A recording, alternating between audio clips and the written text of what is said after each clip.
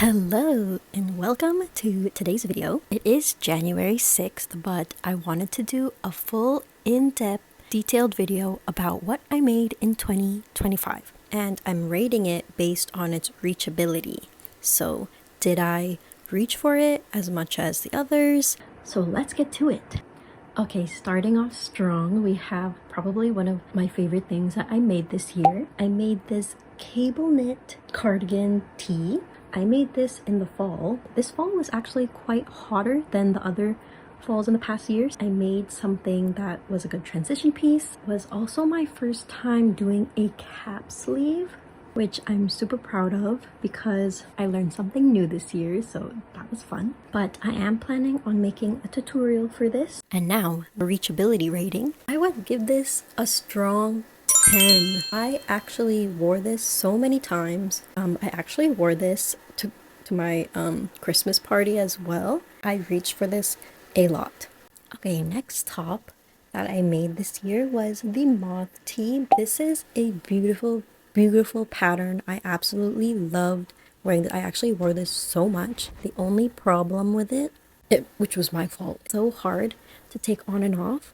So I'm gonna have to fix the sleeves as well as maybe make a more stretchier bind off because it's just so hard to take on and off. Despite that, I actually wore this a lot. I wore this even in the winter, like as a layering piece. Some of my favorite outfits have come out of this top. I think I'm gonna give it a 10. And I would wear it more these days if the arms weren't so tight, because my arms did get a little bigger and so did my belly. But we are gonna fix this. It's on my list to fix because I absolutely love this top. I might find myself making another one, maybe in cotton, so it's better to wear in the summer because this is 100% merino wool. I did make this in the winter, and whenever I wear it in the summer, I'm always sweating, so I will be making a cotton one. Okay, next on the list is this boat neck knit tee by Nels Knits. I made this earlier in the year as well. My favorite thing about this top is that I actually thrifted this yarn. It was such a beautiful 100% wool yarn that I thrifted, and I love this blue color so much. I did wear it in the first half of the year a lot when I first made it, but I realized that it was so itchy on my skin. I didn't really reach for it as much as I wanted to, even though it's just a simple top. I also don't like how short I made it, so I'm gonna give this a 6. Did stop wearing it halfway throughout the year. I just don't grab for it anymore because of how itchy it makes me feel. This is a 6. And I did make matching shorts for it, and I called it the blueberry set. Unfortunately, I took the shorts apart because they just didn't fit well, and same thing as this, I wasn't reaching for it much and I wanted to make something else with it, which I did. I made blue leg warmers instead, which honestly I'm thinking of taking apart again, but that's my favorite thing about yarn is that you can just keep recycling your yarn and making something new if you don't like it instead of just throwing it away. Next on the list is this very lacy crochet top that I made. I used a very thin yarn. I think the thinnest yarn I ever worked with, but the results came out so nice. I am planning on making a pattern as well. I just need to figure out the measurements of the top. Reachability wise, if I'm gonna be real honest, I wasn't reaching for it that much. I finished making this around late summer, so I didn't have a lot of time to wear it, especially since fall came. And when it's fall, I love wearing my sweaters, I love wearing my knits and cables, so I didn't have time to wear this. I can't really give it a fair rating. For now, I'm gonna say maybe a 7, based on if it was summer. I think a 7. Next on the list for tops is this green vest, which was kind of an impromptu make, honestly. Funny enough, this was supposed to be a long sleeve, but I didn't finish it. I think I was halfway through the first sleeve, but I kind of just got tired of this pattern, so I think I just took it apart and then I added ties. And it also features this flower pattern again. If you couldn't tell by now, I really love floral lace patterns, floral designs on my knits for the summer especially. But this is 100% wool. As you can tell, it's not that great for the summer. But if we're gonna rate it on reachability, it's gonna have to be a 1, maybe a 2. It's definitely not my favorite type of green that I usually wear. I'm more of a sage green girl. Okay, next is my favorite, which was the baby doll. It features the same floral pattern that you've been seeing this whole time. Also more floral little crochet details. I was really into the butter yellow trend this year. Based on reachability, I can't say that I wore this enough. Styling this shade of yellow was hard in my wardrobe. Like, I can really only wear white with this, and I don't wear jeans in the summer either. I think I'm gonna give this a 5. Uh-oh, here comes a cat. Goodbye. Good boy. But I'm sure if I made it in white, I would probably have more options to— oh my gosh, she's coming back. Where are you going? Oh, not in front of the camera, Kinkin. He has decided to stay. I'm sure I would have had a lot of outfit options to wear if this was white instead. So if I can find some white cotton, like enough white cotton, I would probably wear it a lot more than the yellow. It is gonna be a 5 from me. But if you're interested, I did make a tutorial on how I made this top as well as the dress version. Next on the list is this basic top. I think this is the most basic thing I made this year.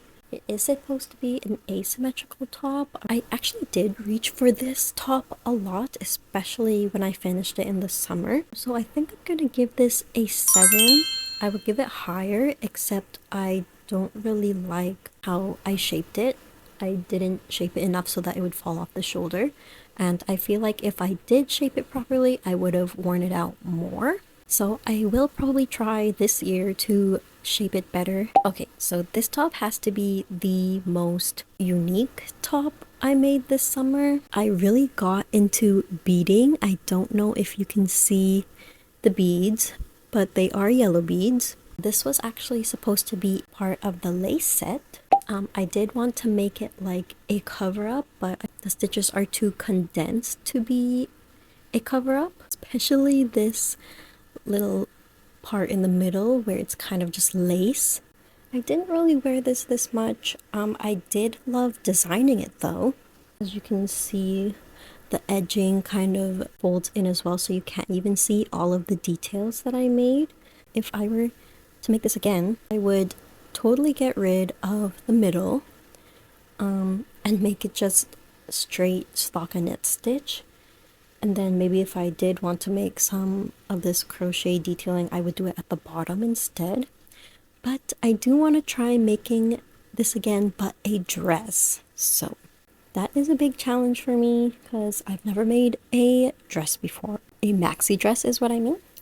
So reachability rate, I would also give this a 1. I did not reach for it.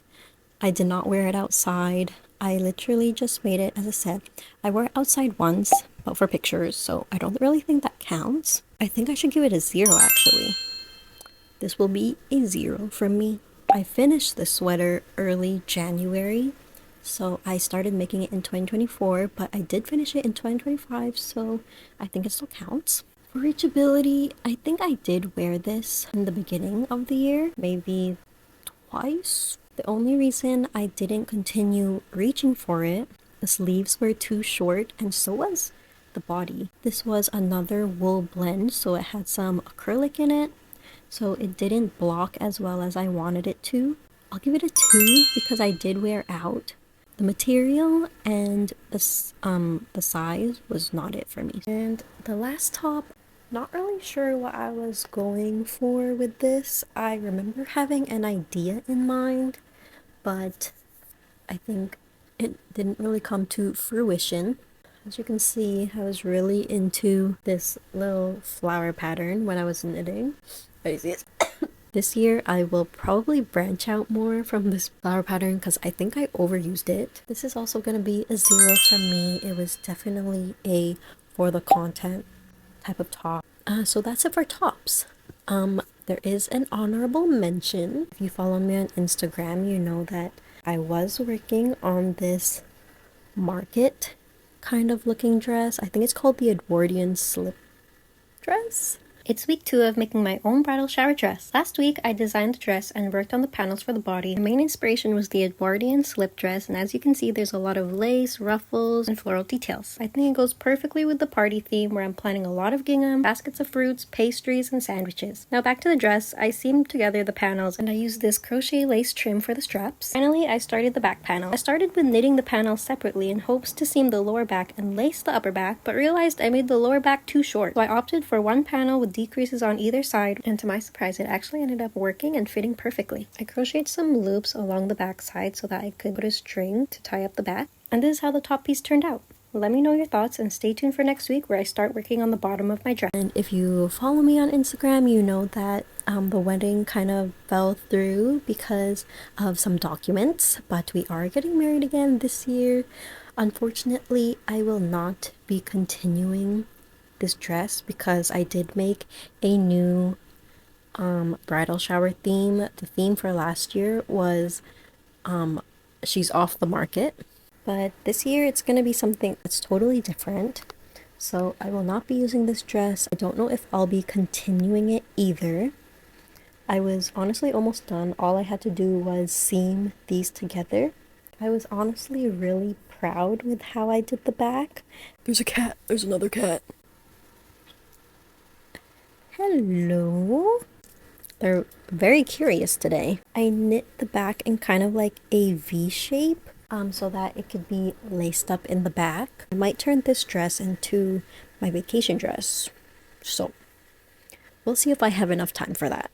It also had these crochet lace sides, but yes, we will put this on the back burner.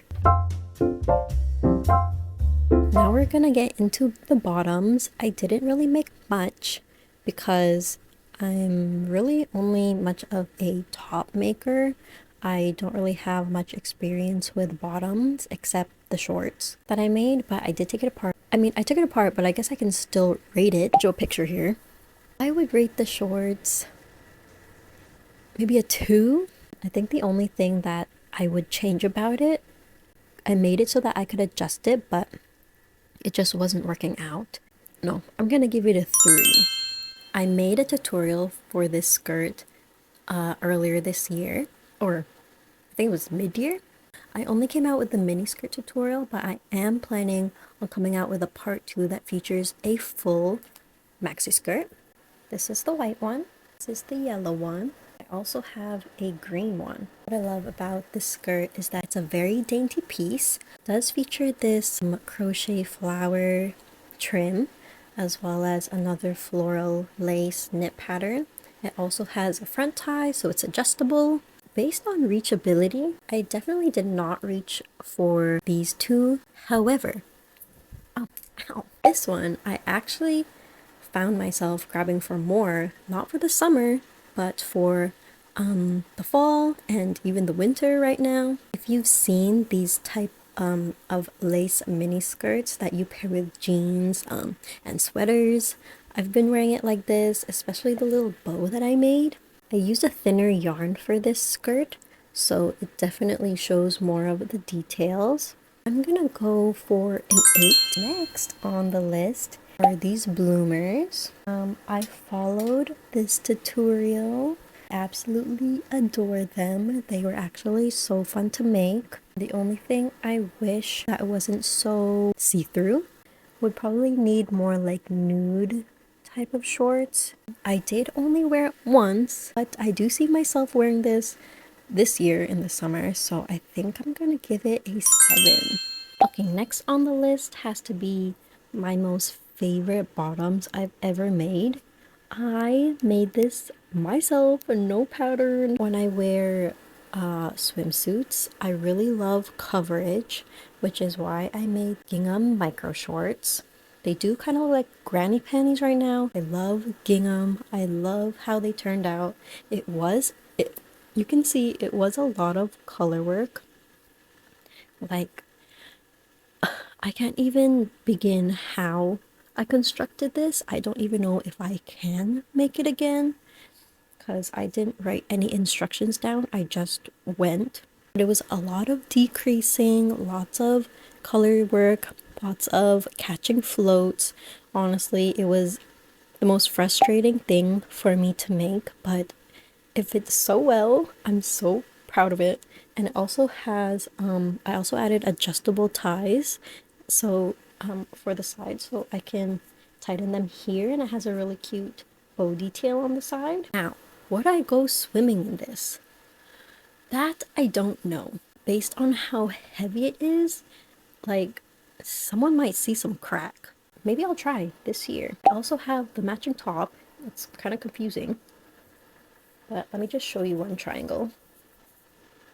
It's just the same pattern, but in triangle. So it was super easy to make. I just decreased it until it got to a point. I added this crochet shell border, and that's how I made this gingham bikini set, which I'm so proud of because it just looks so good. I also did end up making a brown version as well, a pink and brown one. But for the bottom of these, I'm planning on making it like a regular bikini bottom, not a micro short, because I think that would take too long. It is another plan for 2026 is to make the matching bottoms of these. But next we have accessories. Starting with this beautiful bag created by my crochet friend. It was so nice to offer this pattern to me for free, and I asked for this denim colored yarn. She also sent the ribbon as well, and it's just so beautiful. If you don't have one of these bags already, you need to get one. I absolutely love wearing this out. It's just such a good accessory when I want to elevate my outfit, because look at the bows. This is an automatic 10 for me. Next on the list are these pink leg warmers. I actually gifted this to my little sister, and based on her reachability, I'm gonna give it a 0 because I have not seen her wear this at all. This is just a basic 1x1 rib knit. I did rip this yarn as well, so it's very fluffy. I think she was intimidated by the color, even though she picked the color. This is gonna be a 0 as well. I did love the idea while I was making them, but when I finally put them on, it was just hard to style. I think a basic white leg warmer is all you need, for me at least, if you're basic like me. I will be taking it apart. Next on the list are my star muffs that I made just recently. I do have a tutorial coming out as soon as I can take more pictures of it. The only problem is I made the headband way too long, so my ear is on right here and the star should be up here. So I will give this a 6 because I have worn it like out in my neighborhood when it's cold, but out I just made it too big. The first one I made, it's all fluffy. I made it in a dark brown and beige color. This one I need to redo because I took the pom-poms off and I didn't even seam in the ends, but it's so cute and it's so fluffy. If you watched my Halloween vlog, you know that I made this special mention.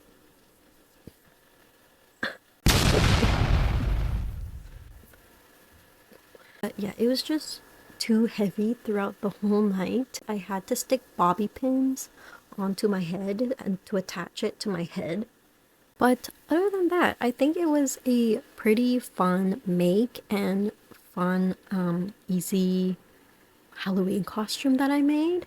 And that wraps up this video, everything that I made in 2025 and rating it on its reachability. And if I have any goals for this year, it's to make things that I would wear more what I would like to wear on a daily basis, because clearly there wasn't enough of that.